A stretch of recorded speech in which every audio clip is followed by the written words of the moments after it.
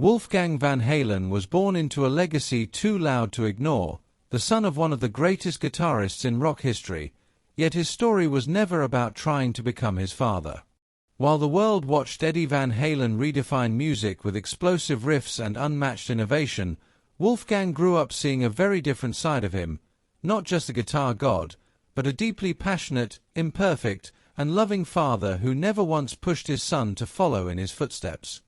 Music was simply always there, woven into daily life, shared naturally through late-night jams, tape recorders, laughter, and quiet moments of discovery. Eddie didn't force lessons or expectations, he created space, and when Wolfgang picked up drums at 9 and received his first real kit at 10, it wasn't pressure, it was connection.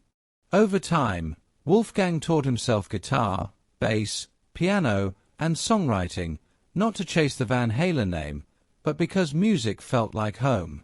By 15, that bond brought him on stage as Van Halen's bassist, a move that shocked fans but made perfect sense to those who knew the years of dedication behind it.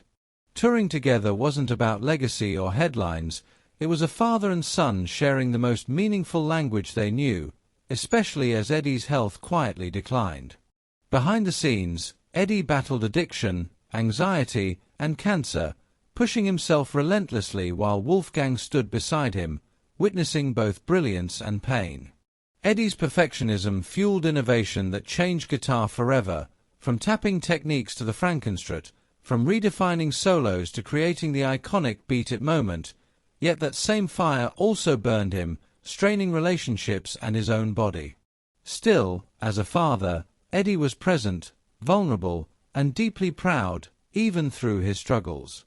His marriage to Valerie Bertinelli may have ended, but their bond as parents never did, and their shared love for Wolfgang remained constant. When Eddie found peace later with Jane Ilishevsky, Wolfgang watched his father soften, even as time grew shorter. When Eddie died in 2020, Wolfgang lost not just a legend, but his closest collaborator and biggest supporter, a grief so heavy it silenced him in ways words never could. He chose not to play Van Halen songs without his father, not out of distance, but out of respect, because to him, that music only existed when Eddie was there to play it. Instead, he poured his grief into Mammoth WVH, a project rooted in both healing and independence, beginning with Distance, a raw musical goodbye that showed Eddie not as an icon, but as a dad. The song resonated deeply, earning Wolfgang a Grammy nomination and marking the start of a career built on honesty rather than inheritance. Even as fans expected grand tributes or reunions, Wolfgang made it clear that simply being himself, continuing forward, and creating his own music was the greatest tribute he could offer.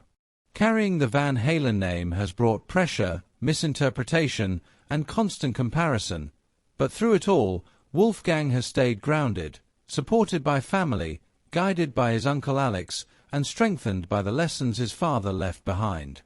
He isn't trying to replace Eddie Van Halen or live in his shadow, he's doing something far harder, honoring the past while building something new, proving that sometimes the most powerful tribute isn't imitation, but becoming your own voice and letting love echo quietly between the notes.